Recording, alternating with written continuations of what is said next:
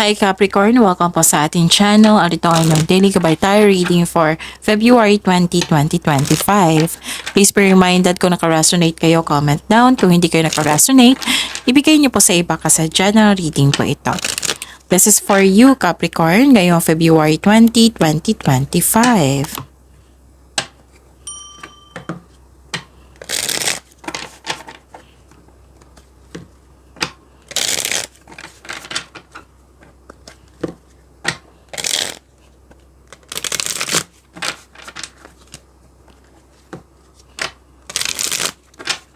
Para po ito sa inyo Capricorn ngayong February 20, 2025. Maraming salamat po sa inyong patuloy na suporta at maraming salamat din po sa mga hindi nag-skip ng ads. Gamitin ang reading na ito bilang gabay lamang sa mga hindi pa nag-subscribe. Subscribe na po kayo at click bell notification para malaman nyo na may bago tayong video. Para sa mga gusto magpa-reading po, may lumabas dyan sa screen nyo ngayon. Panoorin nyo po, sundin ang instruction. Spirit Guide, mga ganap po para kay Capricorn. Another message po. Another 2 cards po.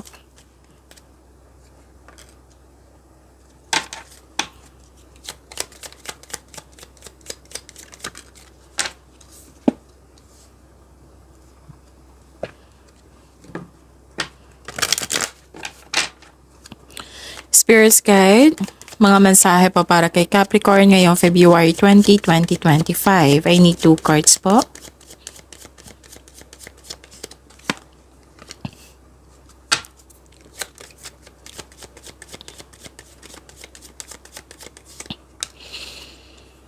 Okay, Capricorn. May nakita ko ditong new beginning.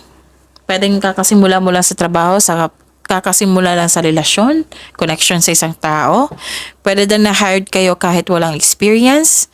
May concern kayo sa immature na tao. May humihingi ng time sa inyo dito na isang bata. Pwedeng inner child nyo ito.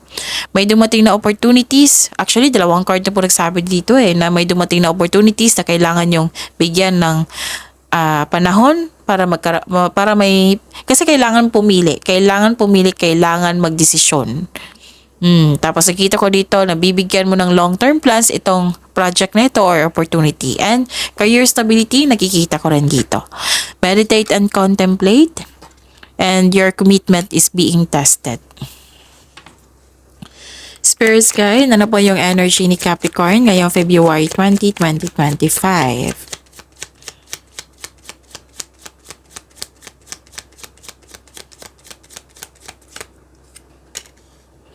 And the clarification of this card po.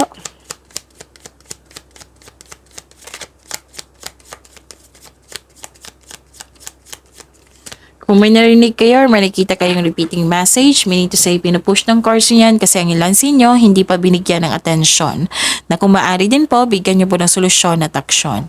Remember Capricorn, at the end of the day, alam mo na ikaw lang taong may kakayahan at responsable na gumawa ng sarili mong katotohanan at kinabukasan. So na yung energy ni Capricorn. May 2 tao dito, kayo ng isang tao na nagkasundo kayo, nagkaroon ng deal, nagkasundo. Pwede din partnership ito or union. Yung sabi ko kanina na may bagong pasok sa isang relasyon dito, may nagkasundo, bagong pag-ibig, pagkakasundo to May parating na job opportunity or business partnership, kasosyo. Yan yung nakikita ko, nagkasundo, nagkaroon ng balanse. Nakikita ko dito na nagkaroon po ng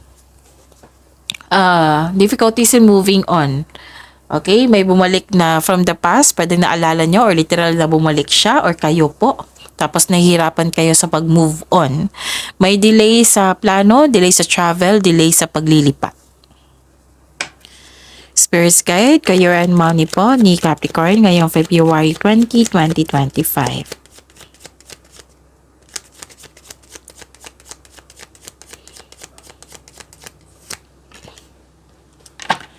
And the clarification of this card po.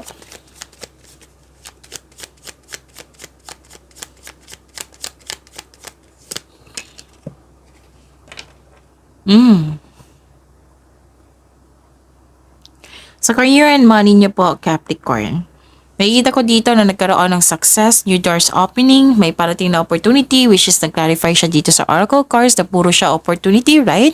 So, claim niyo po, Capricorn.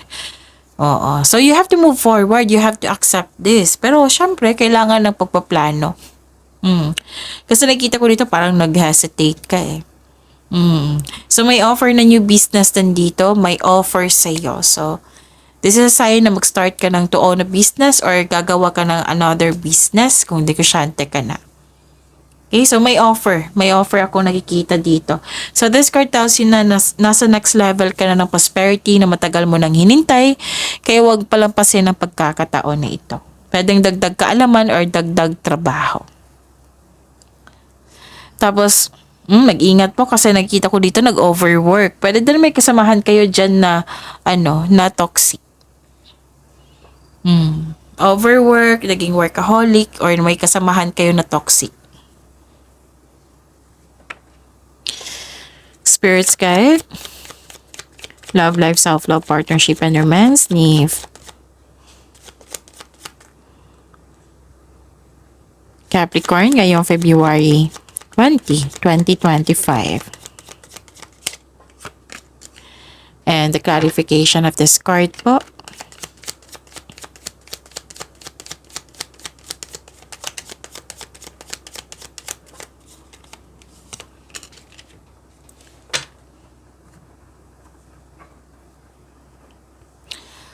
Okay. Maraming salamat po sa patuloy na tiwala at suporta sa ating channel at maraming salamat din po sa mga hindi nag-skip ng ads. So, you're walking away from a relationship that no longer serves you.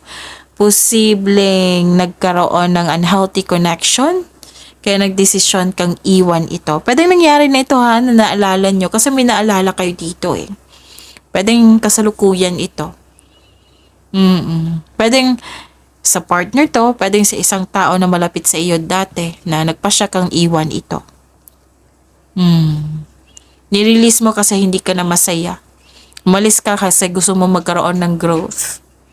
Kasi kung magstay ka, hindi ka masaya at alam na alam mo na hindi ka magkakaroon ng growth. At,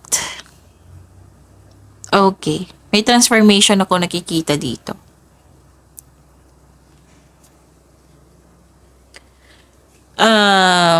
Sa mga single, may balak ang dati mong kaibigan or dating mong kaibigan na mag-reconnect sa iyo.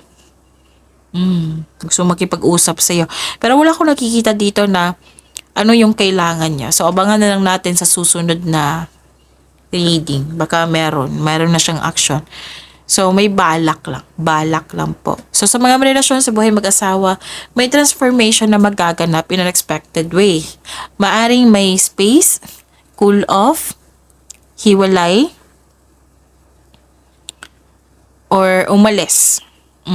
Pwedeng sa relasyon ito, pwedeng sa partner nyo, pwedeng sa kasamahan mo na parati mong kasama. Tumiwalag ka. Pwedeng nangyari na ito ha, kasi naka-highlight kanina na may naalala kayo sa nakaraan. So, sana'y ma-overcome nyo yan, Capricorn. See you tomorrow. Pagyamanin niyo po yung blessings na binigay sa inyo. Please like, subscribe, and click po button for notification para updated po kayo sa daily tarot reading natin. Maraming salamat po.